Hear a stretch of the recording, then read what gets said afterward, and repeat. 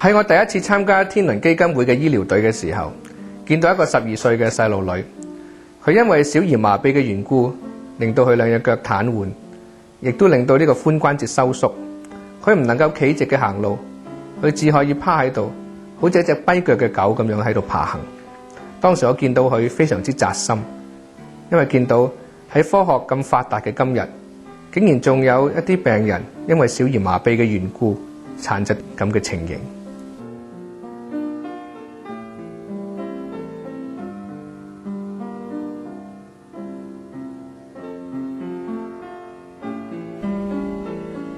小芳排行第2，生出嚟嘅時候係正常嘅。響佢4個月大嘅時候，佢患咗小兒麻痹，兩隻腳唔能夠企喺度，只係能夠靠兩隻手撳響地下，拖住兩隻腳嚟到去爬。當我見到佢喺地上面爬嘅時候，心裏面好難過，但係又冇辦法去幫佢。當我哋第一次聽到天倫醫療隊嘅消息嘅時候，心裏面好開心，就決定帶小芳嚟到去求醫。我哋屋企住響新鄉地區，離開洛陽大概係400公里。我哋先帶小芳去到鄭州，然後坐火車去到洛陽，用咗大概7個鐘頭嘅時間先至嚟到。嚟嘅時候，我哋其實都唔知有冇機會可以醫好小芳嘅病，但係心裏面都係好想去試一試。小芳做咗手術之後，已經可以用拐杖嚟到行路，佢自己可以去返學。我哋心裏面真係好開心。每次收到劉醫生嘅信叫小芳去復診嘅時候，我哋都好高興。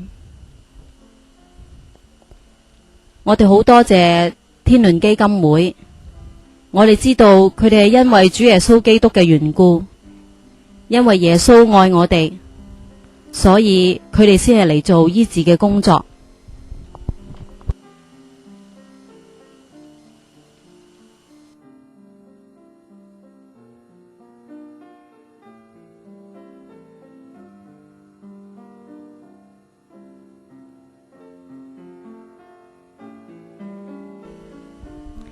我個名叫黃俊志，屋企住喺河南省洛陽市樂陵縣。我今年24歲，一生出嚟我就有一對馬蹄內翻腳，令到我嘅一生蒙受痛苦。由我懂事嗰日起，我就冇一日開心過。唔通咁樣就係我嘅一生？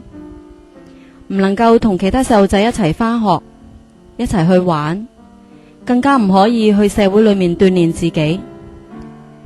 越嚟越覺得生活就好似死咁樣，更加冇諗過世界上面會有醫生可以醫好我嘅病。誰不知響呢個時候，迷霧當中就可以出現一道光明。響1998年，香港天倫基金會嚟到河南省洛陽縣第一市人民醫院。我從電視裏面聽到呢個消息，我就嚟到洛陽第一人民醫院，得到劉醫生同埋葉醫生嘅幫助，醫好咗我嘅馬蹄內翻腳，我就好似得到新嘅生命一樣。而家我開始同其他正常嘅人一齊咁樣行路，我同我嘅屋企人都好開心，好多謝劉醫生同埋葉醫生，更加多謝天倫基金會其他嘅同事。